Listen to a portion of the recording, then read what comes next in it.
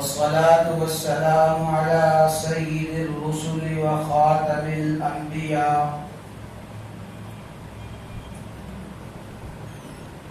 اللهم صل على سيدنا ومولانا محمد وعلى آل سيدنا ومولانا محمد وبارك وسلم.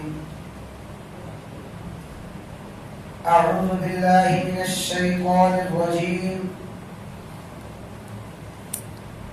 وما محمد إلا رسول قد خلت من قبله الرسل أفإن مات أو قتل انقلبتم على أعقابكم ومن ينقلب على عقبيه فلن يضر الله شيئا. وعن أبي بكر الصديق رضي الله تعالى عنه قال: أيها الناس من كان منكم يعبد محمد فإن محمدا قد مات ومن كان يعبد الله فإن الله حي لا يموت أو كما قال.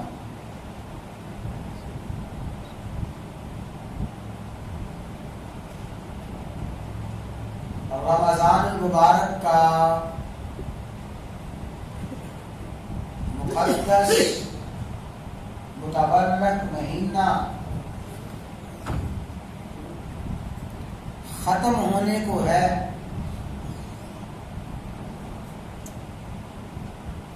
اس موقع پر اللہ تبارک و تعالی کی طرف سے جو بات میرے ذہن میں ڈالی گئی ہے اسی کو عرض کرنے کے لیے میں نے قرآن کریم کی ایک آیت کا اور سیدنا صدیق اکبر رضی اللہ تعالی عنہ کے ایک فرمان کا سہارا لیا ہے. اللہ تعالیٰ مختصر وقت میں کوئی مقصد کی بات کہنے کی آپ سب حضرات کو صحیح سننے کی سمجھنے کی اللہ رب العزت ہم سب کو عمل کرنے کی توفیق عطا فرمائے. ماہ رمضان مبارک شروع ہوتا ہے اور پھر جب ماہ رمضان مکمل ہوتا ہے تو امت مسلمہ کا عمومی رویہ اور امت مسلمہ کی عمومی حالت یہ ہوتی ہے ماہ رمضان مبارک شروع ہوتے ہی مسجدیں آباد پر رونق بحمد اللہ تعالی کئی مسجدوں میں جگہ کم پڑ جاتی ہے. نماز پڑھنے والوں کی کثرت، قرآن کریم کی تلاوت، ذکر اذکار امت مسلمہ کے عام مسلمان عبادات کی طرف راغب ہوتے ہیں. اکثر و بیشتر تہجد بھی پڑھ لیتے ہیں اور بھی نوافل کی طرف متوجہ ہوتے ہیں. گویا ماہ رمضان شروع ہوتے ہی نمازیوں سے مسجدیں بھر گئی، تلاوت کی، ذکر اذکار کی، عبادات کی عمومی فضا بن گئی اور یہ سلسلہ ماہ رمضان میں بحمد اللہ تعالی کچھ کمی بیشی کے ساتھ چلتا رہتا ہے، لیکن یوں ہی ماہ رمضان مبارک مکمل ہوا، چاند نظر آنے کا اعلان ہوا، تو پھر وہی مسلمان جو مسجدوں میں بڑی کثرت سے نظر آتے ہیں ایسے غائب ہو جاتے ہیں جو مسجدوں کی بہاریں ہیں، مسجدوں کی رونق ہے، وہ ایسے بے رونقی میں بدل جاتی ہے گویا معاذ اللہ مسلمان نمازی صرف ماہ رمضان کا تھا، تلاوت ہماری صرف ماہ رمضان کی تھی، عبادت ہماری صرف ماہ رمضان کی تھی، ہمارا ذکر اذکار ہماری تسبیحات صرف ماہ رمضان کی تھی۔ جب تک ماہ رمضان رہا ہماری نمازیں رہیں، عبادتیں ریاستیں رہیں، جو ہی ماہ رمضان ختم ہوا سب کچھ ختم ہو گیا۔ اس ضمن میں ایک مختصر بات عرض کرنا چاہتا ہوں۔ اللہ تبارک و تعالیٰ کی عبادات، اللہ تبارک و تعالیٰ کی اطاعات کا تعلق نہ کسی خاص وقت سے ہے، نہ کسی خاص واقعہ سے ہے، نہ کسی خاص حالت سے ہے۔ عبادت خداوندی، اطاعت خداوندی حالات سے ہٹ کر ہے، واقعات سے ہٹ کر ہے۔ بڑی توجہ کے ساتھ بات سمجھے۔ کائنات میں سب سے بڑا جو صدمہ آیا، کائنات کے لیے سب سے افسوسناک، سب سے المناک حادثہ جو ہوا، آپ جانتے ہیں کائنات کا سب سے بڑا غم، کائنات کا سب سے بڑا المناک حادثہ، کائنات کا سب سے زیادہ افسوسناک حادثہ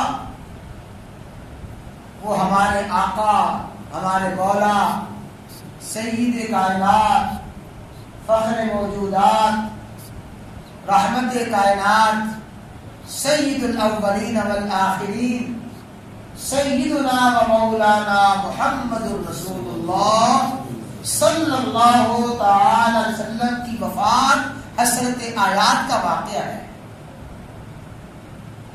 رسول اللہ صلی اللہ علیہ وسلم کی وفات کائنات کا سب سے بڑا حادثہ ہے، کائنات کا سب سے عظیم حادثہ، المناک حادثہ رسول اللہ صلی اللہ علیہ وسلم کی دنیا سے رحلت اور جدائی ہے۔ اور اسی طرح حضرت انس رضی اللہ تعالی عنہ نے بڑی خوب بات فرمائی، فرمایا لوگوں مجھے وہ دن بھی یاد ہے، وہ سارے کا سارا منظر میری آنکھوں کے سامنے ہے، جس دن رسول اللہ صلی اللہ علیہ وسلم کی مدینہ منورہ تشریف آوری ہوئی، مدینہ کے در و دیوار چمک رہے تھے، انصار کے معصوم بچے، انصار کی معصوم بچیاں خوشی سے ترانے گا رہی تھیں، اور غلام حبشی خوشی میں اپنے جنگی کرتب دکھا رہے تھے، اور مسجد قباء سے لے کے مسجد نبوی کی جگہ تک دونوں طرف صحابہ کرام قطار در قطار کھڑے تھے۔ رسول اللہ صلی اللہ علیہ وسلم کے استقبال میں نغمے اشعار پڑھے جا رہے تھے۔ حضرت انس فرماتے ہیں کہ اس دن مدینہ منورہ میں سب سے زیادہ خوشی کا دن تھا، وہ مدینہ منورہ والوں کے لیے سب سے زیادہ مسرت کا دن تھا، جب مدینے کے بچے کہہ رہے تھے جا رسول اللہ، جا رسول اللہ، جا رسول اللہ، اللہ کے رسول تشریف لے آئے ہیں، اللہ کے رسول تشریف لے آئے ہیں۔ اور اس سے پہلے کا تھوڑا سا منظر آپ کو دکھانا چاہتا ہوں۔ انصار کو پتا تو چل گیا تھا کہ رسول اللہ صلی اللہ علیہ وسلم مکہ مکرمہ سے مدینہ منورہ تشریف لا رہے ہیں، انصار کو اطلاع مل چکی تھی۔ تو ہوتا یہ تھا کہ مدینہ منورہ کے انصار روزانہ اپنے گھروں سے باہر نکلتے، علی الصبح ثنیۃ الوداع جو مدینہ منورہ کا داخلی راستہ تھا، اس راستے پہ آ کے سارے انصار کھڑے ہو جاتے تھے۔ کوئی چوٹی پہ کھڑا ہے، کوئی پہاڑ پہ کھڑا ہے، دور دور تک دیکھتے تھے کہ کوئی سوار نظر آئے، اس لیے کہ وہ گرمی کا موسم تھا، گرم علاقہ تھا، رات کو سفر کیا جاتا تھا، آنے والا مسافر دن کے پہلے حصے میں آتا تھا، جو ہی دوپہر ہو جاتی اب پتہ چلتا کہ کسی نے نہیں آنا، جس نے آنا ہوتا علی صبح آ جاتا۔ تو سارے کے سارے انصار مدینہ والے صبح کے وقت اس ثنیۃ الوداع کے پاس آ کے کھڑے ہو جاتے اور مکہ کی طرف سے آنے والے راستے پہ نظریں گاڑ دیتے، دیکھتے رہتے، انتظار کرتے رہتے۔ جو سورج بلند ہوتا جاتا، ان کی امید نا امیدی میں بدل جاتی، حسرت میں بدل جاتی۔ جب تیز دھوپ ہوتی، شدید دھوپ ہوتی، کھڑا ہونا مشکل ہو جاتا، اپنے گھروں کو مایوس واپس لوٹ جاتے، پھر صبح آ کے اسی مقام پہ کھڑے ہو جاتے۔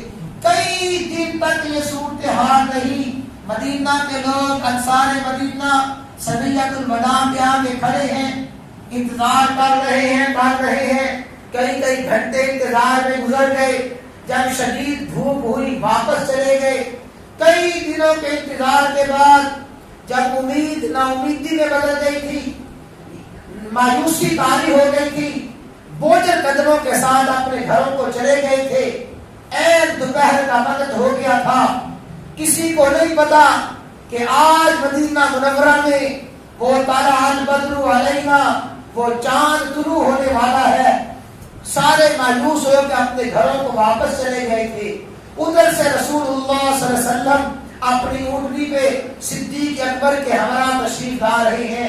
سب سے پہلے ایک یہودی کسی کام سے اپنے مکان کی چھت پہ چڑھا، اس نے جو مکان کی چھت سے اس راستے پہ نظر ڈالی تو اس نے دیکھا کہ کوئی سوار آ رہا ہے، کوئی سوار آ رہا ہے۔ وہ دیکھتا رہا، جو سوار قریب آتا گیا اسے یقین ہو گیا کہ اور تو اس راستے پہ آنے والا کوئی نہیں ہے، یہ وہی ہستی ہے انصار جس کا روزانہ انتظار کرتے ہیں، یہ وہی ہستی ہے جس کے استقبال کی روزانہ تیاری ہوتی ہے۔ تو اس یہودی نے اپنے مکان کی چھت پہ کھڑے ہی بلند آواز سے کہا، انصاریوں تمہیں مبارک ہو، انصار مدینہ تمہیں خوشخبری ہو، انصار تمہیں مبارک ہو، آج تمہاری قسمت کا ستارہ طلوع ہو گیا ہے۔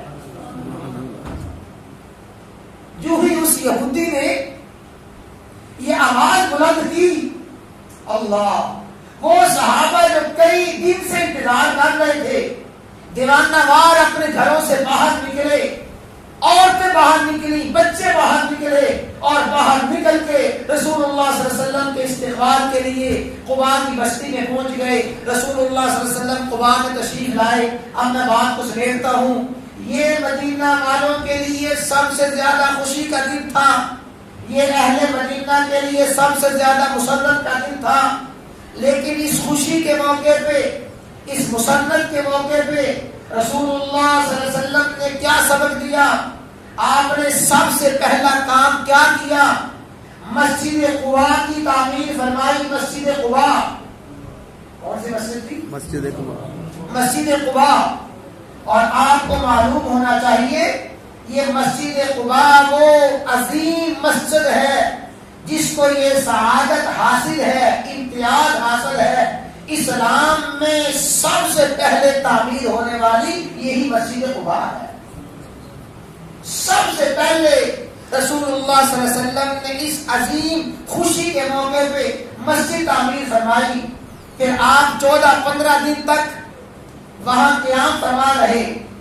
14 دن کے بعد جب آپ قباء سے چلے، مدینہ کی بستی کی طرف چلے، پھر انصار مدینہ نے استقبال کے لیے لائنیں بنا لی، ہتھیاروں کے ساتھ، خوشی کے ساتھ انصار مدینہ دو رویہ کھڑے ہیں۔ رسول اللہ صلی اللہ علیہ وسلم جو قباء سے چلے، انتہائی خوشی، آپ کی اونٹنی کی مہار آزاد ہے۔ رسول اللہ صلی اللہ علیہ وسلم اونٹنی پہ بیٹھے ہوئے ہیں۔ ہر کوئی کہتا ہے یا رسول اللہ میرا گھر حاضر، یا رسول اللہ میرا مال حاضر، یا رسول اللہ میرے اہل و عیال حاضر، ہمارے گھر تشریف لائیں، ہمارے گھر تشریف لائیں۔ جب کوئی دعوت دیتا رسول اللہ صلی اللہ علیہ وسلم فرماتے خلو سبیلہا، میری اونٹنی کا راستہ چھوڑ دو، فَإِنَّهَا مَأْمُورَةٌ، یہ میری اونٹنی اللہ کے حکم کی پابند ہے۔ اس اونٹنی کو اللہ کا حکم جہاں پہ ہوگا وہی اونٹنی بیٹھے گی، جہاں اونٹنی بیٹھے گی وہی میرا قیام ہوگا۔ تو رسول اللہ تشریف لا رہے ہیں۔ اب اگلی بات سنیں، راستے میں جمعہ کا وقت آ گیا۔ کتنی بڑی خوشی ہے، کتنی بڑی خوشی، لیکن جو ہی جمعہ کا وقت آیا رسول اللہ صلی اللہ علیہ وسلم نے اسی راستے ہی میں نماز جمعہ ادا فرمائی۔ وہ جہاں نماز جمعہ ادا فرمائی، آج وہاں مسجد جمعہ ہے، وہی مقام جہاں پہ سب سے پہلے جمعہ کی نماز پڑھی گئی۔ پھر آپ جب مدینہ منورہ میں تشریف لائے، مدینہ منورہ میں خوشی سے چاروں طرف خوشی کا عالم ہے، چاروں طرف انصار خوش ہیں۔ حضرت انس فرماتے ہیں مدینہ کی ہر چیز خوش تھی اور ہر چیز چمک رہی تھی۔ رسول اللہ صلی اللہ علیہ وسلم نے مدینہ آ کر سب سے پہلا جو کام کیا، آپ کی مسجد نبوی کی تعمیر فرمائی۔ رسول اللہ صلی اللہ علیہ وسلم کی تشریف آوری سب سے زیادہ خوشی، آپ کی آمد سب سے زیادہ خوشی، لیکن آپ نے اس خوشی کے موقع پہ مسجد قباء کو تعمیر فرمایا، اسی خوشی کے موقع پہ مسجد جمعہ کو تعمیر فرمایا، اسی خوشی کے موقع پہ مسجد نبوی کو تعمیر فرمایا۔ اب بس اگلی آخری بات سمجھ لیں، جب امت پر سب سے المناک حادثہ ہوا، امت کے ساتھ سب سے افسوسناک حادثہ ہوا، کیا حادثہ؟ جب پتہ چلا رسول اللہ صلی اللہ علیہ وسلم دنیا سے چلے گئے ہیں۔ حضرت امام ابو الکلام آزاد نے بڑا عجیب منظر کھینچا ہے۔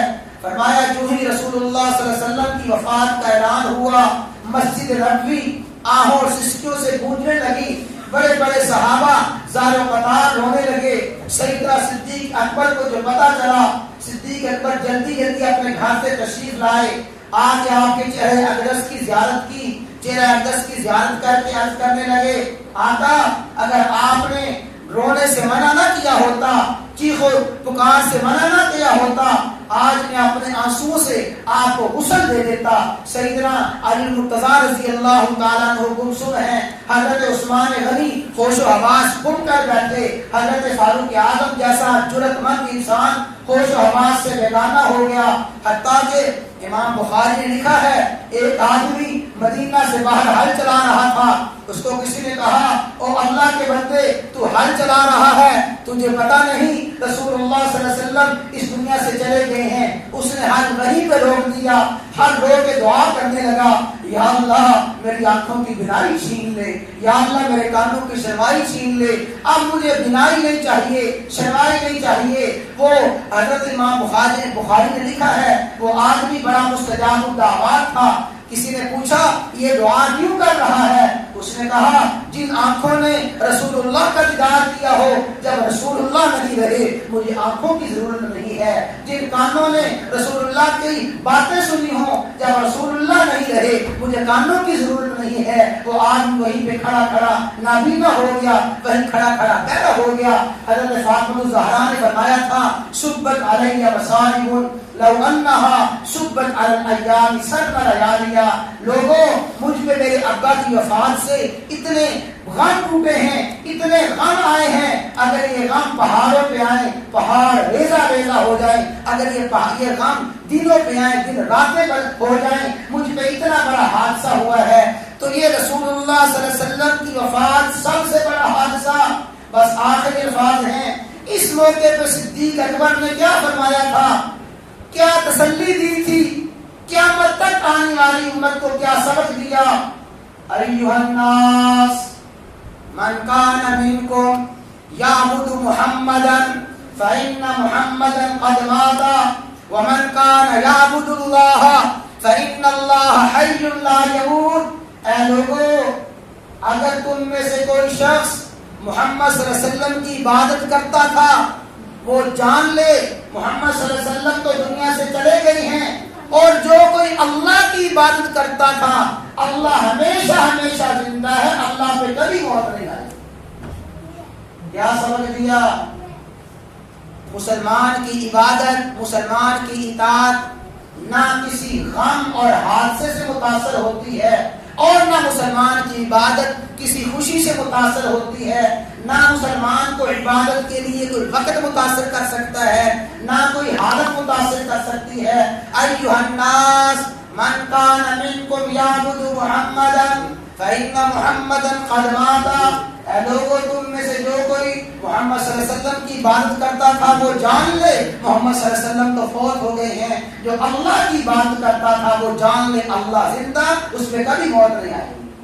تو صدیق اکبر کا یہ پیغام، اس پیغام سے جو میں نے سبق حاصل کیا وہ آپ سے عرض کرنا چاہتا ہوں، اپنے آپ کو مخاطب کر کے کہنا چاہتا ہوں، لوگوں تم میں سے جو کوئی نماز پڑھتا تھا ماہ رمضان کے لیے وہ جان لے ماہ رمضان تو ختم ہو گیا ہے۔